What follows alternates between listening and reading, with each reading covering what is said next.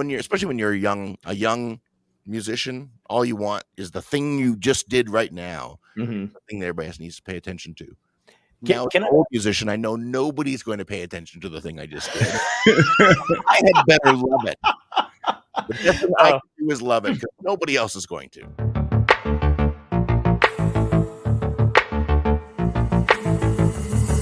Dystopia Tonight.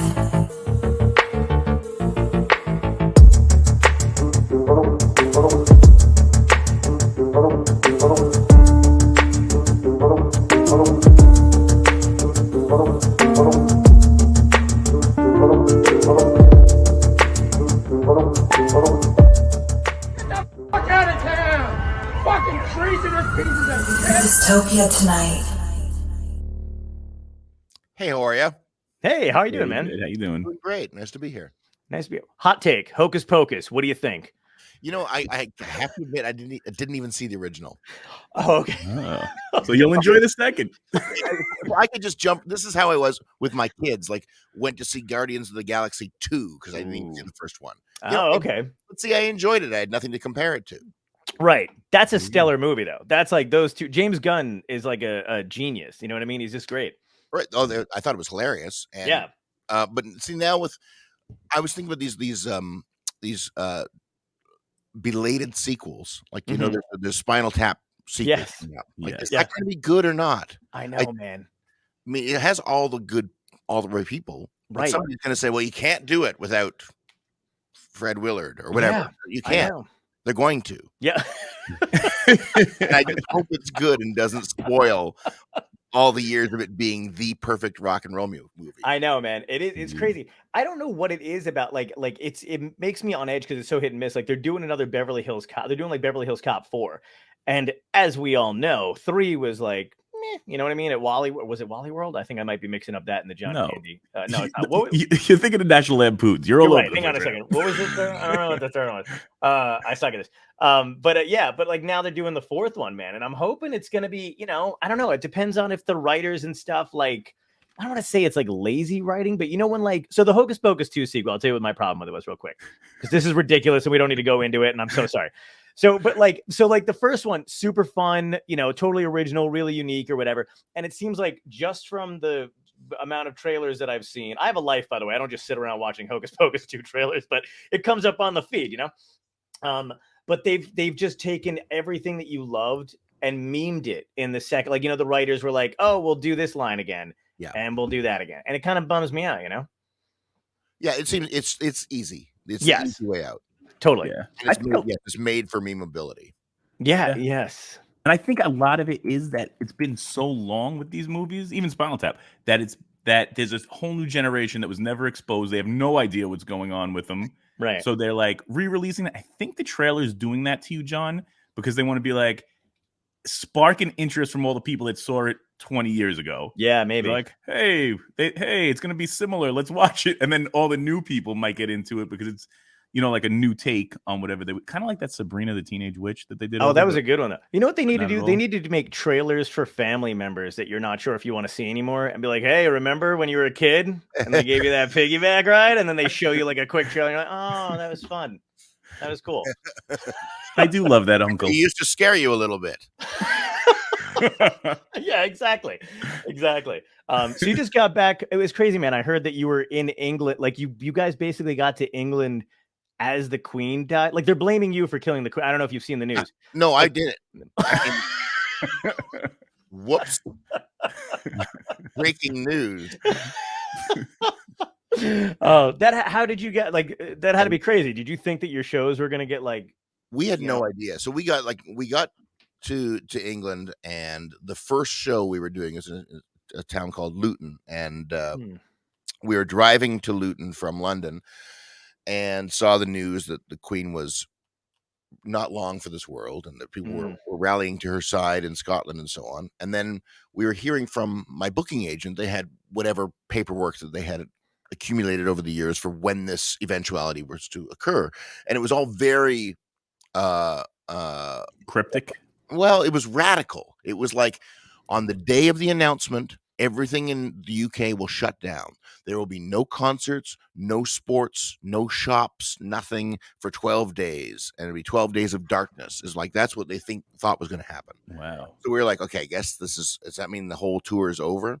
And then I think they realized that they were kind of gauging the public temperature a little wrong. People were thinking, okay, so we can't have sports or TV or concerts, but we still have to go to work, right? And well, you know what? Actually, you know what we'll do? We'll cancel a few sports games, Right. Just the football, and just the one you like the most, and then everything else will go normally. So they said, but if you could do a moment of silence at the beginning of every show and address the fact that the Queen has died. Nice. Well, the first day, it's fine. We can do that.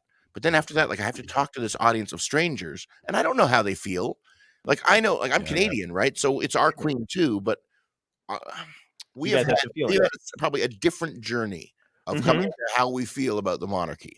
The monarchy represents, to most people of my generation, at least, I'm in my 50s, it's our parents and our grandparents. And it's a kind of a connection to World War II and the old world. And over the last 10 to 20 years, Canadians have spent a lot of time thinking about, colonialism. What has this done to Canada? What has this done to Indigenous people in Canada? What has this done to people of color in Canada? It's made people look differently at this stuff. And I think British people of my generation and younger are in the same situation. So they see this sense of nostalgia. They may not be anti-monarchy, but they also may not feel anything particularly strong, except for that it brings up the memory of when their grandma died or something. Right. Yeah. So, like, I had to kind of address the audience say, well, I know some of you are really sad. Others of you are not sad at all. I feel exactly the way each of you do in different degrees, and I'm not telling you how much. Because how do you relate to all those people? I don't know. Yeah. Oh my God. I can't imagine what song you had to go into immediately after that. Like, if they were reading too much into it, like, this is a fucking happy song. This guy is thrilled. That's right. You could just be.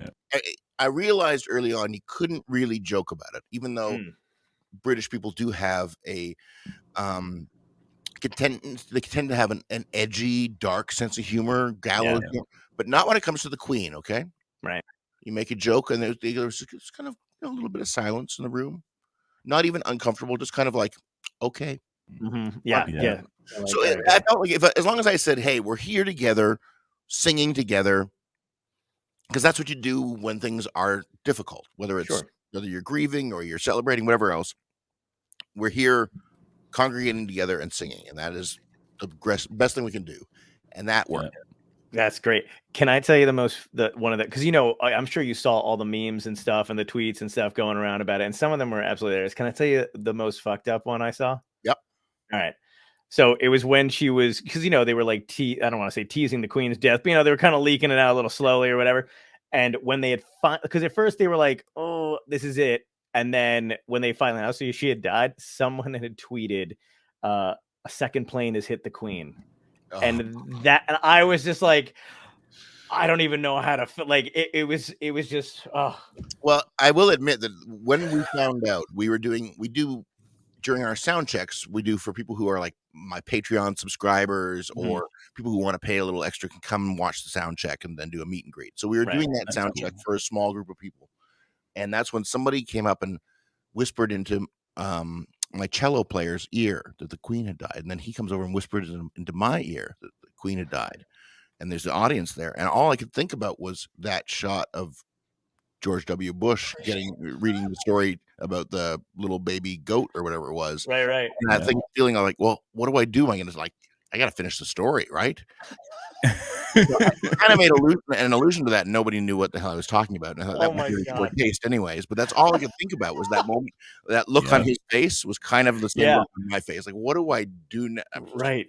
I thought people's phones would be blowing up and they'd all be, responding, but they hadn't noticed yet. So then I told people, and some people were kind of like blank expressions, and others were crying, and others just wanted me to get on to the next song. It was a very odd thing. Yeah. That would have been crazy if you were like, the Queen is dead, and after this next song, we're going after Iraq. Right, exactly. That's what like you just made up for like. Yeah, I just whatever my grudge was, I was going to use the death of the queen in order. Stephen Page seeks oil in foreign land, Middle East. Like, wow, that's a 180. That was weird. Nobody saw that coming. I like what you said before about what you do in troubled time. You know, like you get together, listen to music, and you kind of rally around that kind of stuff. Because during the pandemic, that was like when like musicians and stuff. Because as I tried to do Zoom shows and comedy shows, and I did a couple of that kind of thing where we were trying to figure out like the whole this element before I started doing this. But one thing I loved is that a lot of musicians really kind of did the live thing very quickly. Like basically like what you've got going on behind you now. Like I'm so familiar now with seeing like my favorite, bands or musicians or my friends, stuff like that, like in a room like that. Yep. And it was like, I would just leave that on, like just as almost like I don't know, like a mini concert, like whoever was playing live or something like that. It was a lot of fun. Did you find it comforting for you too, to do kind of dabble in that kind of stuff? Cause I know some people really have PTSD from like not performing in front of an audience or just having to get in front of a screen. But how did you balance that? Like, do you kind of miss doing that kind of stuff, or did you learn anything from it? Well, so when everything kind of locked down in 2020, and I watched everybody doing their Instagram live from the kitchen kind of thing, I'm like, oh God, the last thing that we do that we get paid for in music is now free as well. Right. Yeah. Concerts, great. Yeah. I saw a buddy of mine, this guy named Dan Mangan, who's a singer-songwriter out of Vancouver. He has a company called Side Door, and their whole business model was about matching people who want to have a house concert with musicians who are willing to play house concerts. So it's kind of like Awesome. you can do it on their app. You can match up with people, and you can route a whole tour around North America, whatever, playing people's backyards and living rooms and stuff. Well, when the pandemic hit, they quickly switched to making it about booking Zoom concerts, so you could sell tickets. So I watched one of his. It was a cheap ticket, like $7 or something like that, and I watched the show. I thought, this is actually pretty good. Like you can see the audience, and they can see you, and then they can see each other. It's the closest thing. So I'll try it. So I tried it, and like 1,000 people came the first time, which is like the max you can do on a Zoom meeting like that. And Wow. I was like, well, I guess I'll keep doing this, and I've done 92 of them now. Wow. Yeah, it's been amazing. Like for me, through the whole pandemic, it was the way to be able to kind of gauge what day of the week it was. I did these shows on Saturdays, and otherwise I would have had no concept of time at all.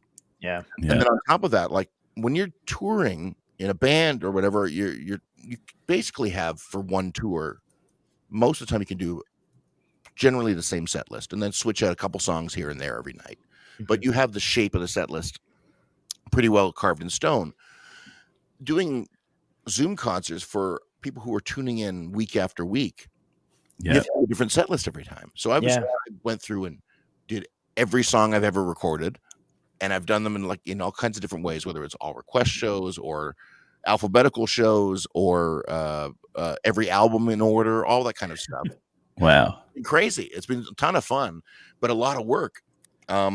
So getting back out on the road in a certain way has been like, some ways it's been easy. But the nice thing about it is that thing like that's the one thing that I missed was the sound of people singing together. Like I love the fact that the people on Zoom created this community where they got to know each other. People got to be friends with each other because they saw each other at these shows, and then in the chat and in the Discord and stuff, they're having actual friendships developing. Oh, that's cool. I can go out there and watch. I stand on stage and I see these people who I've seen in the Zoom windows for the last 2.5 years. All of a sudden, they're meeting each other in person, which is amazing. But the thing about singing all together in the same room is the one thing you cannot replicate, and that's been pretty magical. Being able to get out there and do that. That's the one real human thing that was missing. I feel the same way. Like as soon as I got back out to do stand-up and stuff like that, I think the audience was like a different vibe. Like people had never been out before in their lives. Like the energy was so much higher than it had been before. And I kind of, I'm hoping that doesn't go away. I kind of feel like it has in a way. I think it's come and gone in different waves. Like that first wave when we were back out doing shows again in the summer of 2021. And I was doing like solo shows and we're outdoors. And there was just a sense of kind of manic excitement from the audience. Like I remember one in New Jersey where it poured rain, and the audience stayed. Like they just stayed there anyways because they weren't going to leave. They weren't going to give that up, and then being a great show. Like no PA, no lights because it was pouring rain, and I just stood there on the edge of the stage and played, and it was a really memorable night. Now I think people are like, "Wow, there's another show tomorrow. We can see if somebody else." Everybody and their dog is out on the road now, so people are spoiled for choice. Dude, absolutely. There's like legacy bands that I love that I know that are coming back that I'm pretty sure have not toured, beforehand, which is kind of interesting before too, because I'm just like, holy shit, I don't think these guys have been out in like 15 years, but there was this like resurgence for it. Well, and because of that, though, like things like rental vans and tour buses are almost impossible to get. Wow, I didn't even think of that. Fighting each other for that, and like to get into a venue now, the way it is like if your booking agent is booking a club in Los Angeles, whatever, and they'll go to the club and they'll say, "Well, you're the 7th hold on the club," so that means like there are 6 other acts in front of you who have a hold on that club, and you have to challenge the person in front of you to say, well, time to shit or get off the pot and take the gig or not. Right. Yeah. And like, 7th hole just means you're not going to get the show. Like, it just means there's a huge backlog because there's so many people, making up for tours that were booked 2 years ago. And then just trying to get out there and make a living. Yeah, absolutely. Did you think it changed the way you create at all during the pandemic? Like the downtime that you did have, maybe away from other people? Like, did it change the way you write and think of music? Yeah, I mean, because I was writing 2 different ways. I would write like for my live from home live stream. Quite often, I would write a brand new opening theme song every week, and like make a little video to go with it and stuff. And that was like fun about writing quickly, and that's something I can sometimes get a little too precious about writing and wanting to wait until it's really perfect jewel. And here, like, well, it's got to be done. I've got to get it done for Saturday afternoon. And so sometimes that pushes you to do something that you wouldn't necessarily have done otherwise. And I think sometimes they're just as good as the stuff you labor over. But then there's the stuff that I've labored over, which is the new album that's coming out on Friday. Is like, it's more like, I think it's stuff that some of it is more difficult to perform live because I've had the time to shape the tracks and it's all been by myself. Kind of like, whether that means it's I don't think it's. I don't want to think of it as overly self-indulgent, but perhaps it is. I don't know. which you're allowed to be.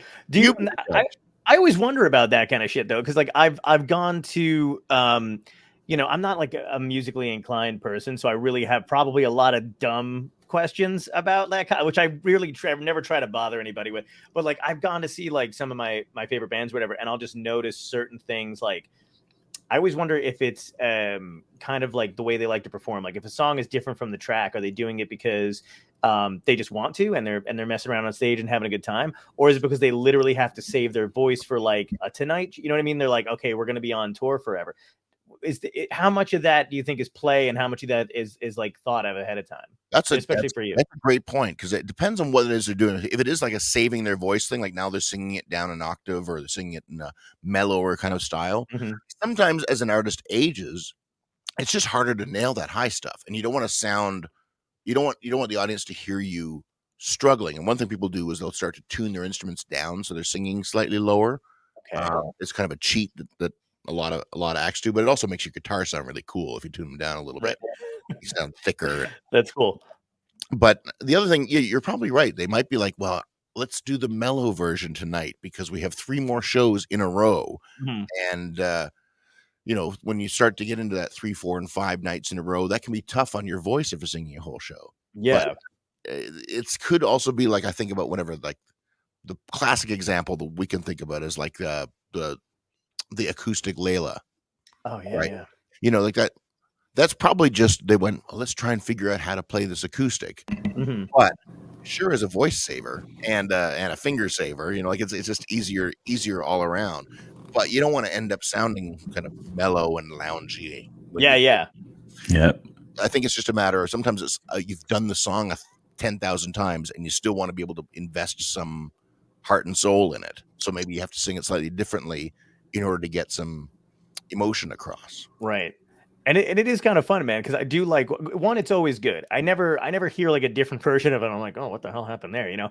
But I do. It's kind of funny when the whole audience is like going along with something that they swear they know they've heard a million times, and then they just veer into a different note, and they're like, well, no, that's not. Was that me? Holy shit! Right. Well, you know, for me, I'm always conscious of that. It's like, well, are they going to feel ripped off if I go down a third rather than up to the high note? Like, and I think, well, sometimes it's better. You know, I think I figured out a better way to do it, but the audience is trying to sing along. You can't mess with them too much. Yeah, I know. It's so fun. I was at a Tears for Fears concert because it's 1985, and I went to a Tears for Fears concert, and in the middle of like shout, Kurt just goes, "Put your fucking phones away," and it was like everybody's into it, and they think he's gonna hit that point, and then they're just like, "Oh yeah, I guess we should really be in the moment." It is weird, like people who will film the whole show, and they watch the show through their phone, and I always think they're not going to watch that ever again. Yeah, it's true.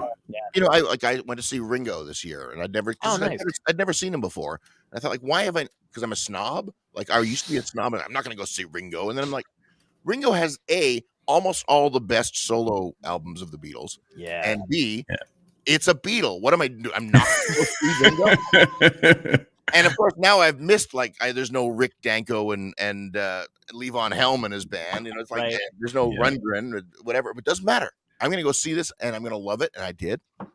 I suspect it may be where I got COVID in June, but you know, in the porta potty maybe. Yeah. Did you get it from Colin Hay? A guy in front of me though was Facebook Live streaming almost the whole concert. Jesus Christ, yeah, that's a bummer, man, and especially when they're in front of you. Yeah, I was like in 10th row, and he's right there. Yeah. Wow. I had these two people behind me. I don't even understand this. Like, I love when people are having a good time or whatever, but these two people were talking the entire time, like during slow song, during low song, not even like trying to do it when like everybody was into it, so maybe they wouldn't hear them, and just talking about their day. And I just turned around and I was like, "Hey, are you guys selling merch after the show?" And they were like, "What?" And I'm like, "No, then shut the fuck up. If you're not selling an album." I don't want to hear about how weird New York is than LA. Yeah, it's a crazy. Do you find it like, how do you take it when something that you've worked on? Because you were talking about, like, you know, you'll really work on stuff and it'll be like a passion project, right? And then maybe the stuff that you take less time with. How do you feel about the stuff that you think is going to hit and the stuff that is a surprise that you're like, oh, I just didn't spend that much time on this and it's a throwaway or whatever it is, and then people fucking go nuts over it? Are you like, no, I spent hours on this one? Do you feel that, or you just go, you know, whatever they like? I used to be like that. I mean, and I remember the biggest hit that we ever had with Barenaked Ladies, One Week, was essentially written like that. I mean, it was, you know, Ed came to me with kind of this idea for a song, and we used to do these improvised raps through all the shit, like during our shows. Right. You know, freestyle raps and usually comedic stuff. And I said, like, wouldn't it be great if the verses were that? If you could just improvise them and have that spirit of what we do live, rather than kind of constructing a verse that tells a story. And he went, okay, I'll do that. And he went home and did this into his video camera and came back the next day and said, here's what I have. And it's like, that's great. There we go. But I just thought, this would be like kind of the quirky character song. That would be track number 3 on the album. And that's it. And then we worked up this arrangement of it that we realized, oh, this is much better than we thought it was. And the label went, oh, that's the single. And part of you is like, well, but we worked so much harder on these other things, these art songs. But I remember once having this AOL chat, like we would do, the record company would set you up and you do this like an AOL Q&A question, like an AMA thing. Oh man, I was probably on one of them. I'm not gonna lie to you. Right. We asked, what's your favorite song of yours? And we're all choosing kind of like these, you know, album cut art songs that might have like the heaviest playing or the best lyrics or whatever it is. And Jim, the bass player, said, if I had $1 million. And we were like, we were crying, laughing, like, if I had $1 million, what the hell? That's so stupid. It's like one of the first songs we ever wrote. We were 18, and it's the song that we kind of like wish we didn't have to play all the time. And then he said, no. It's the song that everybody knows, like their grandmother knows it. And in Canada, it's like a campfire song. Like, those don't come along more than once or twice in a career, if that. Right. He said, of course it's my favorite. And we all kind of looked at each other and realized like he was absolutely right. Wow. We were kind of embarrassed because it was, what you hear in If I Had $1 Million is what we sang. Ed and I sang to each other the first time we wrote it, and that was it. But it's stuck, and it's like it means something to other people, and you can't disrespect that because like it's just part of people's lives. And I'm pretty grateful for that now. But especially when you're a young musician, all you want is the thing you just did right now, the thing that everybody needs to pay attention to. Now, as an old musician, I know nobody's going to pay attention to the thing I just did. I had better love it. The best thing I can do is love it because nobody else is going to. That's hilarious, man. I tell you about one week, man. So when I was in high school, we had a substitute teacher who, and I'm kind of grateful for this. We had her a couple times randomly, and she would always do this kind of stuff. But she loved music, and then later on, I found out that she was actually like one of her other jobs was like doing security for concerts. So she saw everybody, and she just really loved music. And she used to have us deconstruct songs, and one of them was 1 week. And like we watched the music video, we broke down the lyrics. It was also like a memory game to see how fast we could speak and all this other stuff. But then we were like doing like pop culture references and what the stuff meant. I don't know if you guys meant to go that deep into it, but I remember like 2 to 3 days. That's great. And it was phenomenal, man. It was always like, it's like a huge part, but I remember that woman for like ever. She's amazing. That's awesome. I remember having to do lyric studies of pop songs in school. My favorite, this is pre-internet, of course, was when somebody would bring in one with all the wrong lyrics. There's nothing better than that. Yeah, that's hilarious. Everybody else in the class knows those lyrics are wrong. Oh God, hilarious. Yeah. I have this thing. So I can't think of the name of this. I don't know if it was Random House or whatever it was, but they used to have this stuff where like they would every now and again on like 3 o'clock in the morning, they'd run through like, hey, it's the something jam mix. And they would do like this list of songs. I don't know what's wrong with my head, man. But if I hear a song that was on one of those tracks, regardless of whether or not it was in the same time frame or genre, the other song after that. So it'll be like, you guys and then Johnny Rivers. And I'm like, why are the two? How's that even connected? I'm like, oh yeah, because they played yep. whatever. That order of songs is like that's first. I would have a K-Tel album or something like that. And yeah, the song that came after whatever Surfing Bird will always be Exactly. Do you guys when you had started the band and stuff like that, was there? Because I know, like, the goal sometimes is always to get to the U.S. and get to the States, and you want to get bigger and tour. Were you guys super well received in the beginning in Canada, or did you have to leave and come back? Like, I always wonder what the we were kind of past that. Like in the 60s and 70s, you had people like Neil Young and Joni Mitchell and the band and stuff who had to leave Canada in order to have any kind of career. In the early 70s, the Canadian government instituted this Canadian content regulation. So there was like radio stations had to play a certain percentage of Canadian content in their playlist, because otherwise it would just be their playlist would look exactly the same as American playlists. Right. So it was a way of kind of trying to develop and foster a Canadian cultural scene. So when that started to happen, then it started to develop a scene of Canadian music. And then by the 80s, we had Much Music, which was our version of MTV. So there was Canadian music videos. But what tended to happen was that Canadian bands became popular in Canada and in Canada only. There'd be very few who would cross over. Wow. And quite often that was like they would get signed to a Canadian label or a Canadian subsidiary of a multinational, but would rarely get any kind of push in the US or in Europe or wherever else. There were some, but not that many.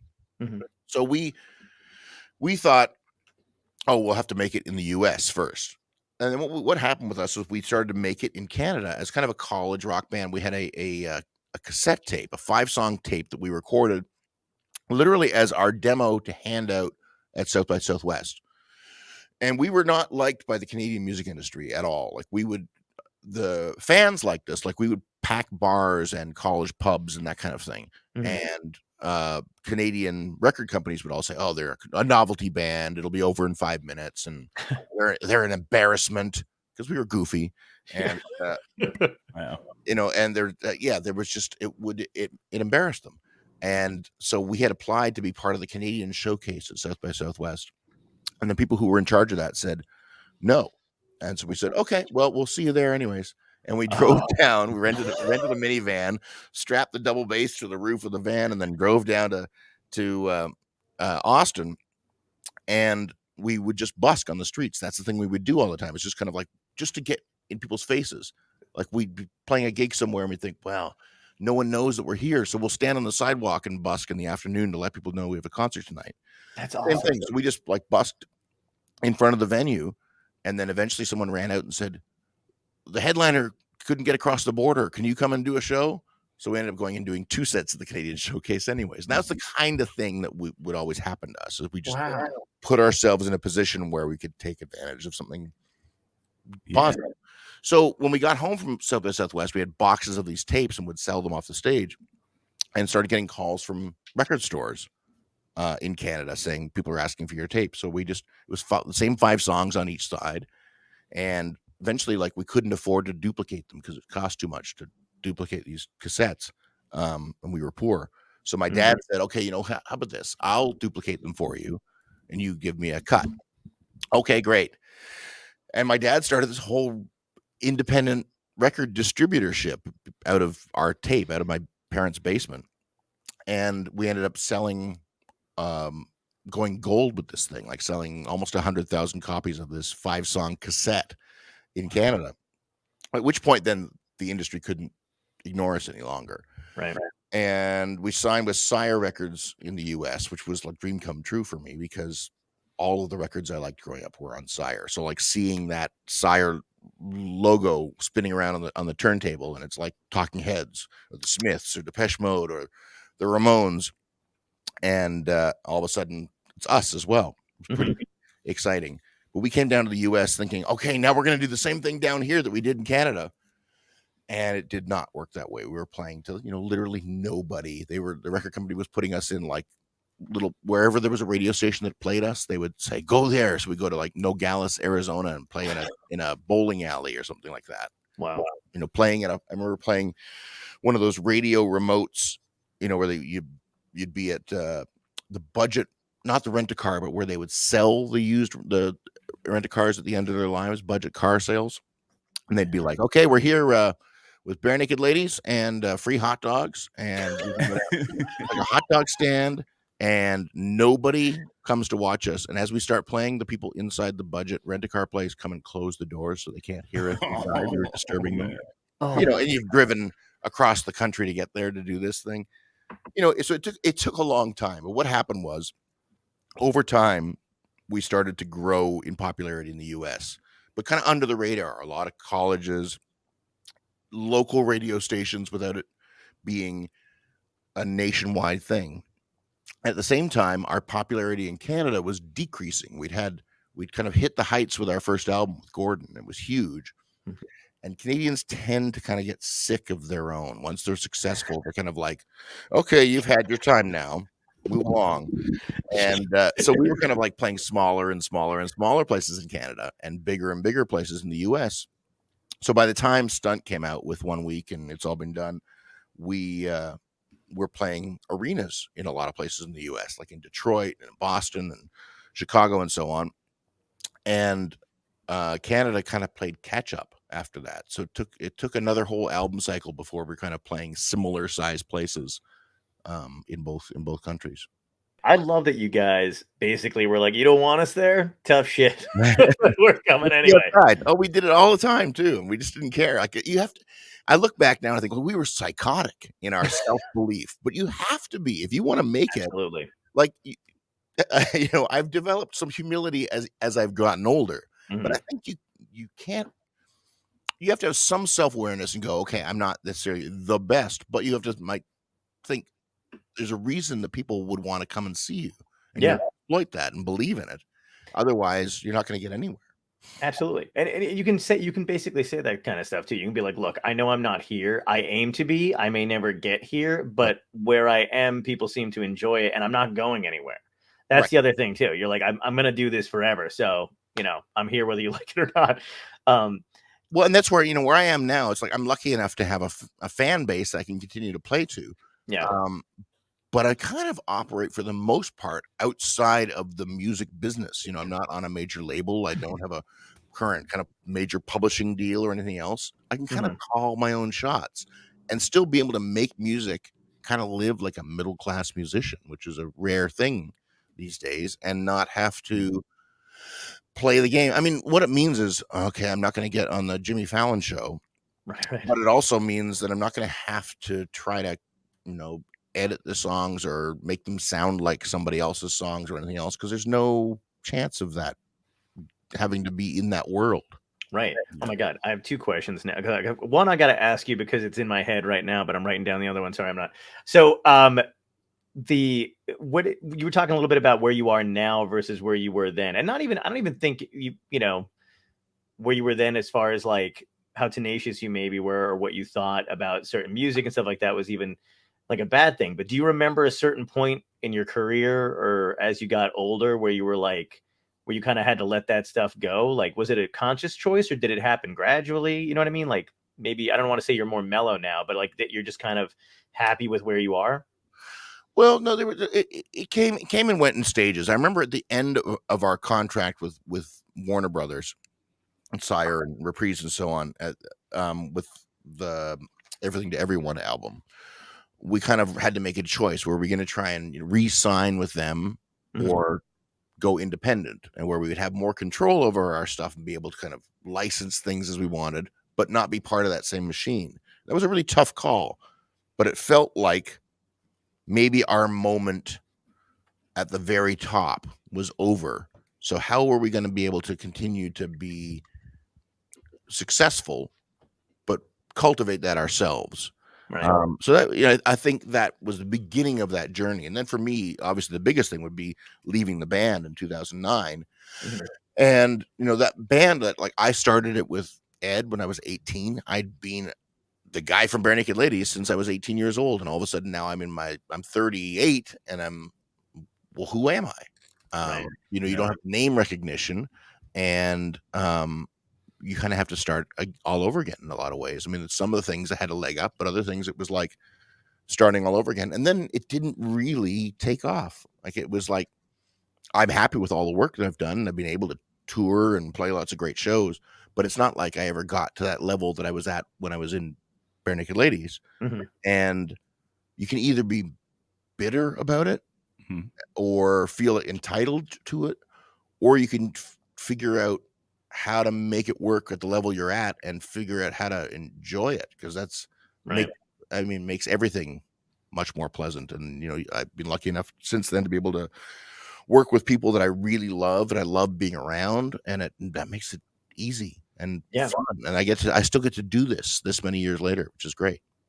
All your fans, man. I mean, I've been reading, since you've been back on tour and stuff like that, though. I mean, they love the stuff you're putting out. I mean, I do too. Like, but lyrically, like music, like the whole thing, man, there's a lot of stuff going on. And even if you don't, like you said, you might not be, on a Jimmy Fallon necessarily, but like, is that part of, so there's a double question here, because I know through the pandemic, I feel like a lot of artists and musicians, especially and stuff like that, are like, you know what, I don't maybe need the industry. How much of that do you feel like is true as far as like going out on your own, like you can be just as creative and creatively fulfilled within yourself, and maybe you don't have to do that kind of shot? Like, is it nice at this point? You know what I mean? Like, do you think if you were younger, it would be like, no, I need to get on there to prove myself? Or do you feel like it's kind of fading away? Not to disparage anybody who's going on there, you know what I mean? But it's like, do you think it's not not going to be the thing anymore? No, I mean, I would take any of that stuff. And I think honestly, like those TV shows now have more impact than they did back in the 90s, because they have a life on social media that they wouldn't have before. I think they're all valuable, and they would be valuable to me too if I had access to them. Right. But, if I was a 52-year-old man who hadn't been in a top selling arena playing band, then I'd be like, how do I get into this business? And I probably say, you know what? Maybe it's a little late now. Right. You know, people ask me sometimes, like, how would if you were 18 and starting Barenaked Ladies now, how would you use social media? I'm sure we would have had a ton of fun making ridiculous TikToks, and that we would have had the ability to build an audience that way, the same way we did with our own word of mouth stuff in the early 90s or late 80s. But it doesn't mean it's for me to do now. So I'm lucky. I know I have a leg up. I have a leg up, which is that I have 30 odd years of experience in the business and fans that have been able to carry through. If I was a young artist starting out now, you would have to take advantage of whatever parts of the business are made available to you. Yeah. I'm kind of glad that I don't really have to. I'm glad that I'm not starting out now. Yeah. You know what's funny? I think that people starting out that are good at what they do now, that are killing it on TikTok, would probably say the same thing in reverse. Because you guys were giants of PR when PR wasn't as easy as clicking a button. Like, you were going and putting in work and busking outside of a venue hundreds of miles away from where your home base was. So it's interesting. It's so interesting. Like, you crushed it without did you know the formula? Because were you that analytical about it? Or were you just like, this is what we're going to do? See what happens. No, we would just kind of do anything, and anything we were good at. And you know, the busking thing, like, we played at a buskers festival in Waterloo, Ontario, and watched these jugglers and clowns and whatever else do it. And we knew that we weren't jugglers or clowns, but we could learn how to attract an audience and how to bring them in and how to get them on our side and how to get some money in the hat so you could pay for lunch afterwards or whatever, that kind of thing. Yeah, that's super cool. I've seen it with you in the band, and I've seen it with when you left the band afterward. But you guys always had that element of fun. Like, it's got to be one of the most fun live shows. Sure. You don't seem to take each other take yourselves too seriously. It's just a lot of fucking fun, and I don't know, like, you know, it doesn't even enter your brain at the time where you're like, are they really having fun? Like, you're just like, I'm gonna buy into this immediately. Well, I can tell you, like, at least in my 20 years in the band, it was never faked. Like, nice. We could be fighting backstage or mad at each other about a million things. Those 2 hours on stage, we actually always were absolute best friends. And like that, you're so invested in that moment in trying to make the other guy, like, you're there, you know, there to catch the other guy when he fails. Yeah. And I think they were always great shows, and there was nothing ever phony about the kind of the fun of them. Were you like interested in music right away when you were younger? Did you have any other ambition or passions or stuff like that, and then you fell into music? Like, what was the trajectory there? I loved music, but I never thought I was good enough at anything. Like, I took piano lessons. I was terrible at it. I never practiced. I loved to sing, so I sang in choirs and stuff, but I never thought it was a thing I could do. Like, I think when I was a teenager, I wanted to be a writer of literature, which I knew was not a sustainable, bill-paying kind of job. So I thought maybe I would teach in university or something like that. That was the trajectory I was on, or had for myself, and then started Barenaked Ladies with Ed as a gag. Like, that's the thing, was for years we never thought it was real. Like, it was kind of our fake band. Imagine if we had a band called Barenaked Ladies, and then when we were Barenaked Ladies, it was two of us. We'd be like, imagine if we had these other guys. Okay, let's get Jim and Andy Cregan to play with us, and we'll pretend that that's our band, quote unquote. And then they played with us, and we're like, how can we go back? This was amazing. But it was always that thing. Like, it was kind of like, oh, it's just a joke. And because of that, we just did it for fun. But then as soon as people started coming to the shows, it flipped to what I was saying before, that kind of psychotic self-belief that you have to have. But at the beginning, we didn't have any of that, which is the only reason I was able to be in, like, say I'm in a band, was because I didn't think it was real.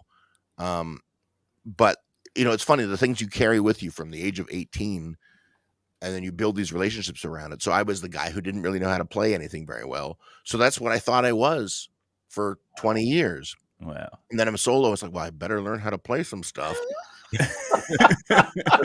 Now I can play stuff. I probably could play stuff okay then too. But you do have your roles when you're in a long-term relationship like that. Yeah. It is weird when you're in a career and you're pedaling along and then suddenly you do get something semi-serious and you're like, fuck, I got to get good in like 2 days. Like, this is horrible. Yeah. A lot of pressure. I have a question. So the name, since you guys came up with it on your own, was that it's almost like all of your playfulness was perfect for like attracting attention. So was Barenaked Ladies another? Was it your idea? Was it his idea? Was it calculated or? I think it was something that I said, but the story behind it was we were Ed. I was working at a music camp, and Ed was working at it as well, and we went to the same high school as well. And he had walked up to me one day. And he was playing his guitar. He was always walking around with his guitar, and he was singing one of the songs that he had heard that I had written with another guy.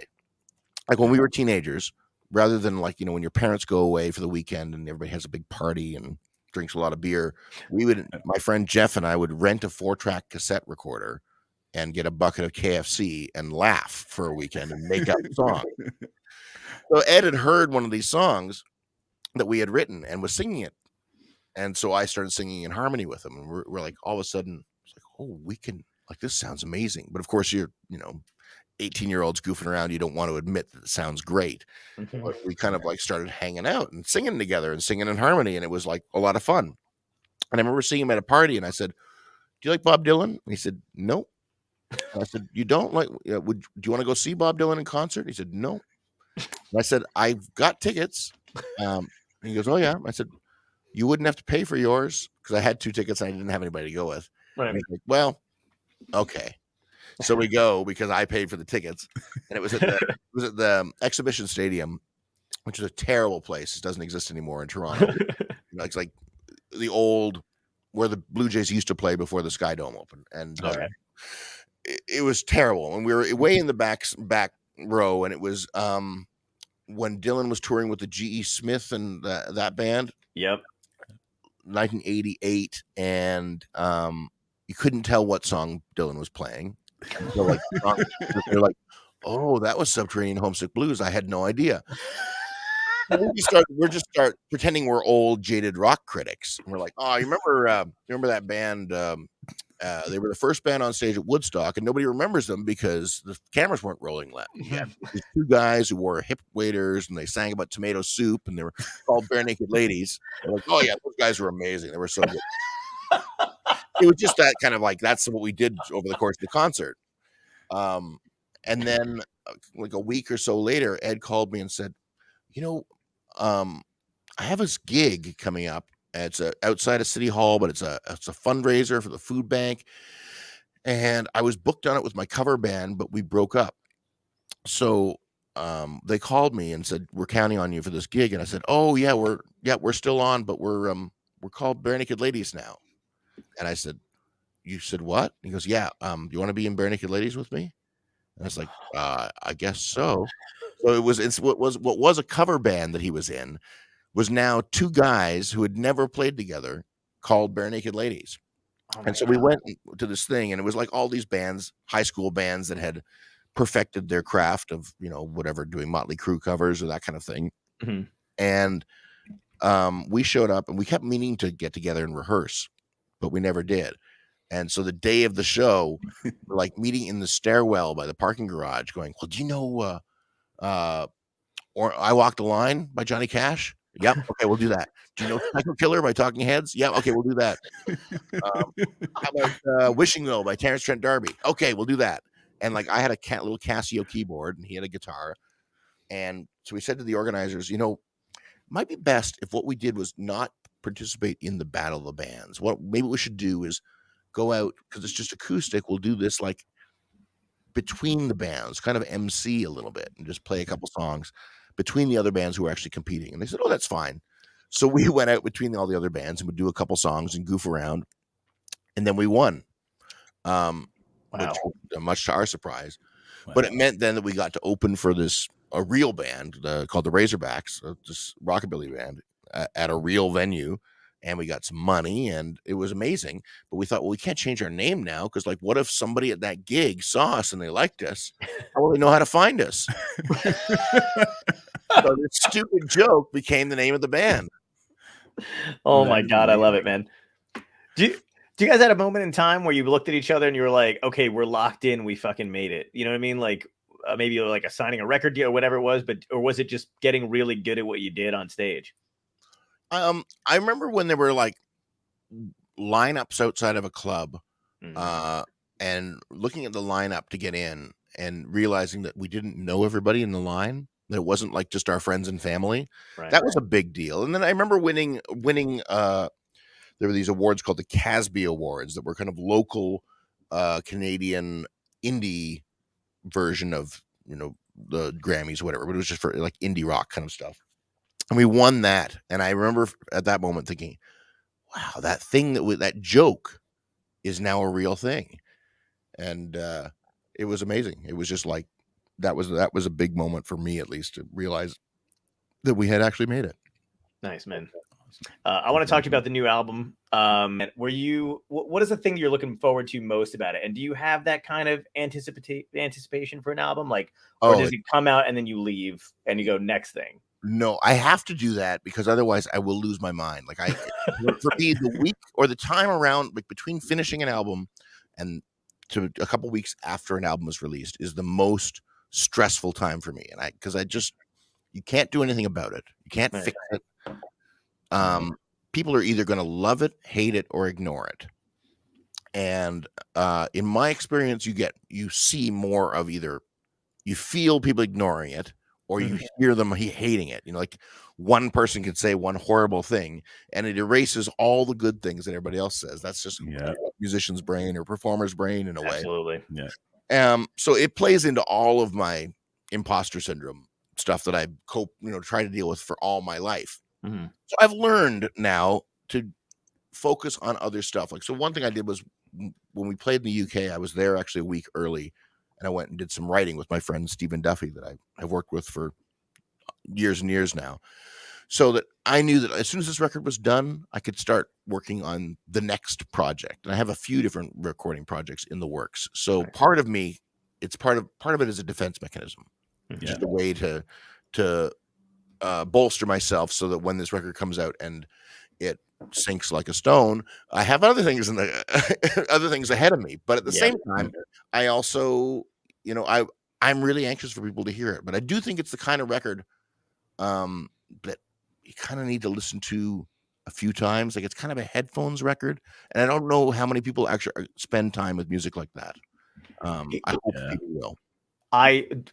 I'm glad you said that, because it's one of the things I think I miss the most, and I don't know if it's because I'm like, getting more nostalgic I don't know what it is with me, but I really do miss having albums that are like that, and I find myself gravitating back towards ones that I actually listen to.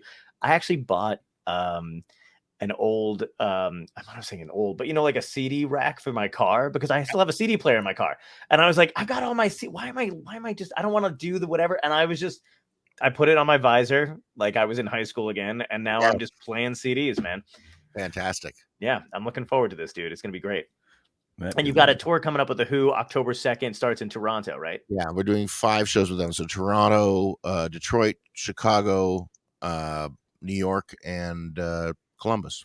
Oh, that's awesome, man. Do you guys try to make that New York one, John? Oh, I would love to make the New York one. Yeah, we're going to do it. Do you guys like to do you hang when you're doing that kind of stuff, or is it really just like good night? You know what I mean? Like, are you staying out late anymore? Oh God, no. I mean, unless it's like to get something to eat after a show.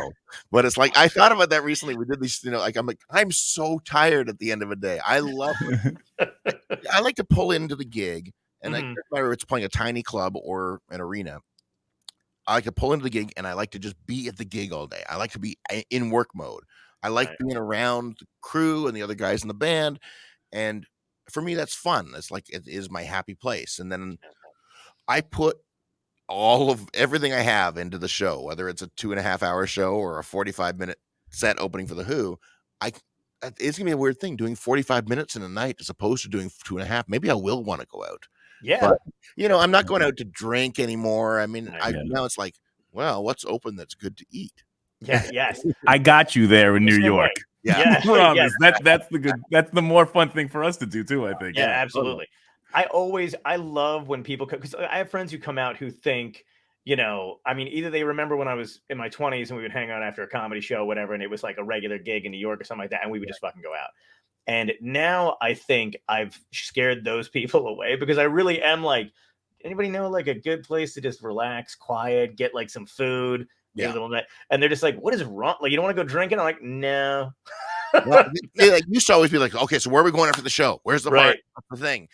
And it's like, oh God, I'm already tired. What I want to have, I want to have a drink and get even more tired. Yeah, exactly. Yeah. And the thing is too, is like, I'm still a little bit wired after a gig. Yes. I'm like, I'm still have the energy, but it's the energy to put shit in my mouth. Right. And then I wish I had phrased that differently, but you know, and then just get out of like, get out of the area. But see, for me, the energy after a show is sometimes just enough energy to just go back to the Hampton Inn and watch 3 episodes of Diners, Drive-Ins, and Dives.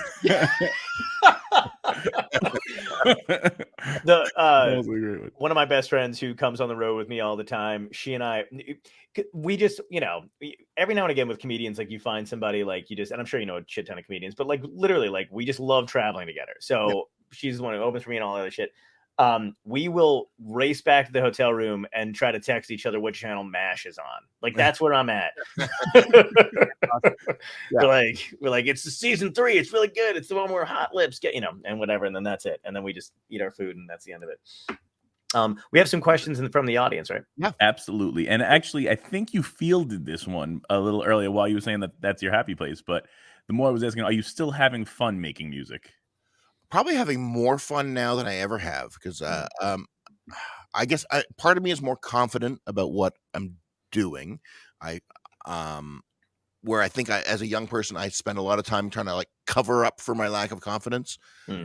Where I enjoy it, and I honestly the 2 guys I tour mostly with it's the Stephen Page Trio. And these 2 guys, I've known them forever. Like one of them I've known for 25 years. The other guy I've known for 30. So we're super close friends and it's just easy. So yeah, I love it. I feel more creative than ever. Yeah, it's great. Awesome. And then Noah Hockman asked, will you be rejoining the Barenaked Ladies ever permanently? I would highly doubt it. We did a brief reunion back in 2018 when they inducted us into the Canadian Music Hall of Fame, and that was awesome. It was. I honestly hadn't seen those guys since 2009 when I left the band. You know, I didn't leave on great terms, and we haven't stayed close or anything. And so I think it was kind of stressful for everybody, and for me, that moment kind of helped me release a lot of those weird feelings. I've been able ever since then, especially to be able to just kind of celebrate all the awesome stuff we did together. But there was never any kind of like, hey, let's do this again afterward. I was going to ask, was it like being with an ex? Like, you bump into an ex years later? Yes, totally like that. You know, I was happy to see, like, I wanted to see everybody's kids grown up and that kind of thing. Yeah. But it was that same, like, hey, we still have a few in jokes. A little bit awkward, too. Awesome. You've seen each other naked. You just can't mention it. You're like, I know what you look like. Yeah. Oh, that's and the more said, at what point did a music studio reach out, and do you own all of your music? That's a good question. That's a good question. I own everything that I've done over the last bunch of years, but no, like all the Barenaked Ladies stuff, I own like a piece of it. I have my like as far as like songwriting goes, that kind of thing, and I still get my royalties, which are slim because people don't buy records like they used to. Yeah. But there's something. But like all those Barenaked Ladies records from the old days are all owned by Warner Brothers, who will never let them go. Their assets that they can resell when they sell that company again. Right. Did you ever think about doing I'm sorry, John. No, good. Did you ever think about doing the Taylor Swift thing where you record like one of your monster hits as you? Yes, I have thought about it, and I probably will do something like that. Like do it. I've done a lot of shows with a symphony orchestra, and I thought I have new versions of those songs with the symphony orchestra. But one way that you'll see it with bands from like the 60s, they'll actually re-record the original hit and try and make it sound like the original hit, and that helps them like get it into TV shows for sync licenses. That always feels a little, I don't know, a little too much, a little too reaching. But you can like kind of reinterpret your old stuff. Yeah. To fit where you're at now. That's kind of fun. I mean, it is your art, right? They just happen to be the one to know how to monetize it before you learn the ins and out of the business of it. Right, and the way the record companies are run, it's a very strange thing. Like, I can't think of another business that says, "Okay, we're gonna lend you a bunch of money, and then you're gonna pay that back to us through your record sales, and then once that's all paid back, you still don't own it. We're still gonna just pay you a small royalty after, like, like Horrible. if you write a book, and you've paid that off, whatever, you own the book after a certain period of time. Never happens with yeah, it's crazy. Yeah, The it's like the licensing worst. stuff is so weird to me because, like, I'm a huge fan of the show Scrubs, and I didn't like. I would, to the point where like I know those episodes pretty much by heart, and then I used to have some of them on DVD, and then all of a sudden when they got released to streaming stuff, the music that I knew from those gone. And I couldn't, and it was like, I thought I was having like some kind of weird Mandela effect. Like, I was like, no, there's no fucking way. I know. Damn it. That means because I think Pitch Me was in one of those episodes. Yes, dude. Yes, absolutely. But it's on. So so apparently, like, I looked it up because this is how obsessive I am about shit. But like, I looked it up because I was like, I gotta know. I don't understand why it's missing. Did I forget it's in there? So Netflix and all those like Hulu or whatever it's on, they don't, like, Castle Rock owns the right to some of those music, and they don't, and Netflix and those streaming services won't pay Castle Rock, but who owns the show? They're renting the show itself from like NBC, I guess. So it's just so when they did those deals for those shows back then, there was no provision for streaming because they didn't know that streaming was going to exist. Right. So there's no other way of licensing music, and it's too expensive.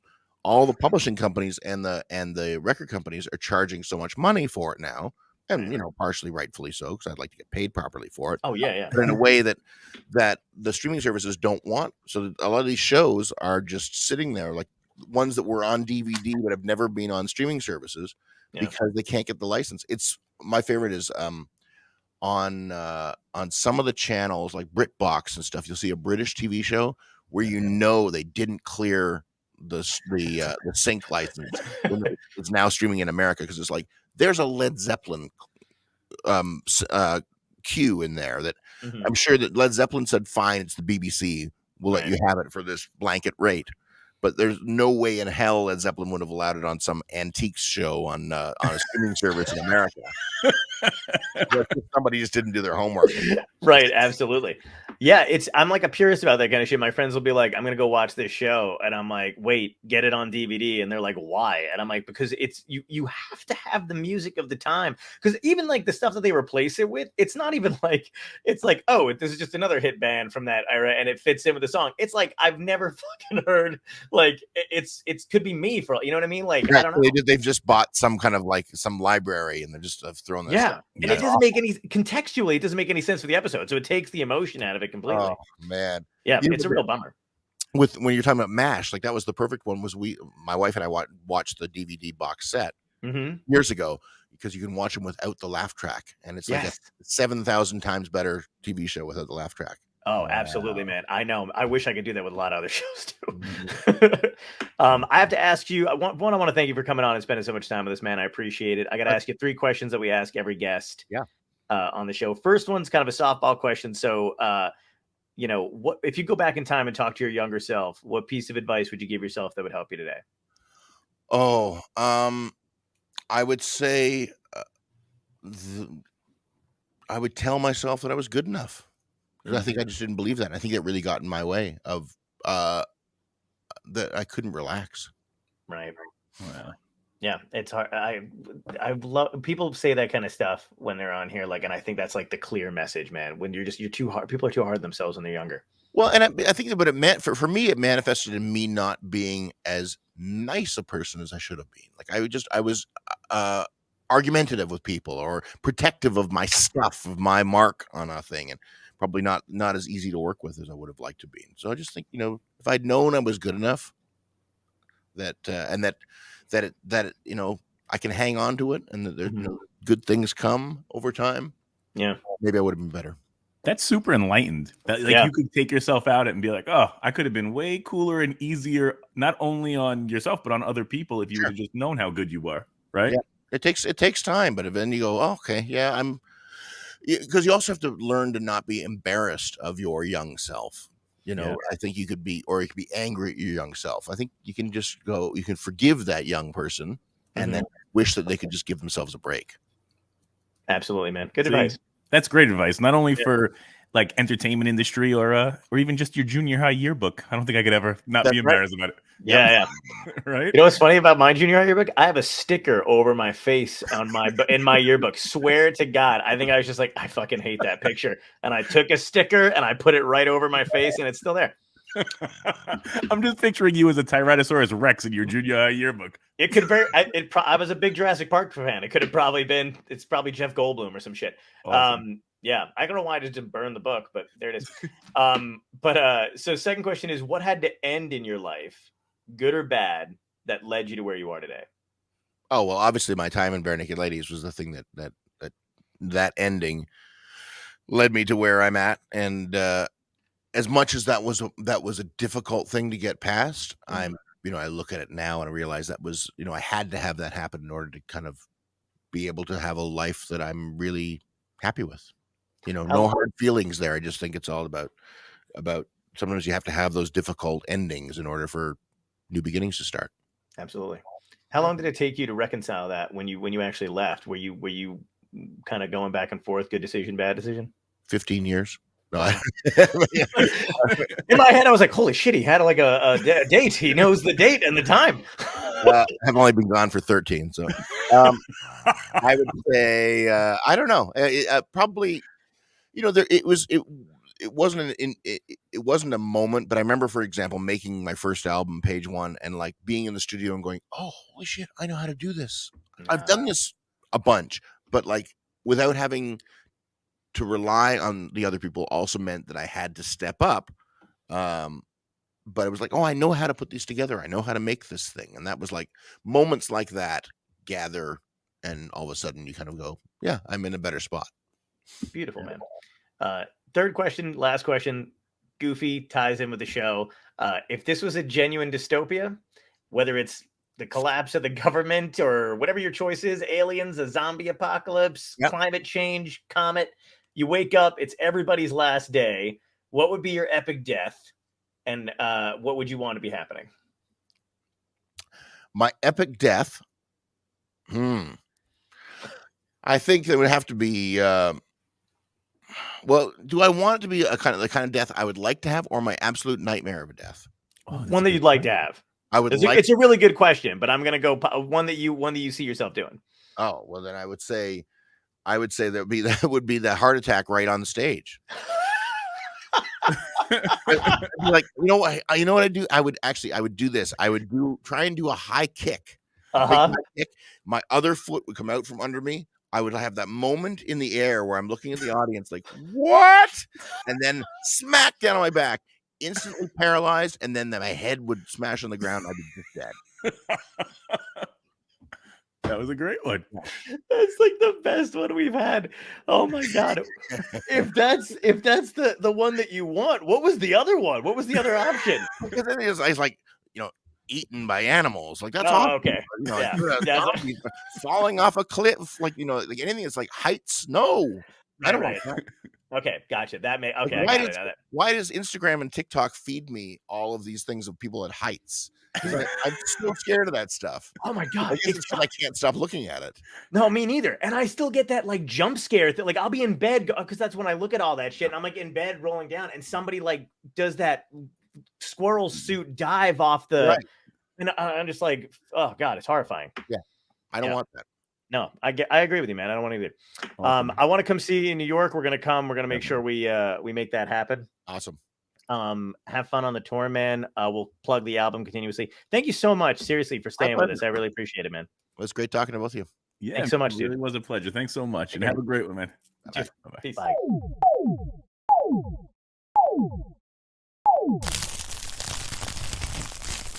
Dystopia Tonight.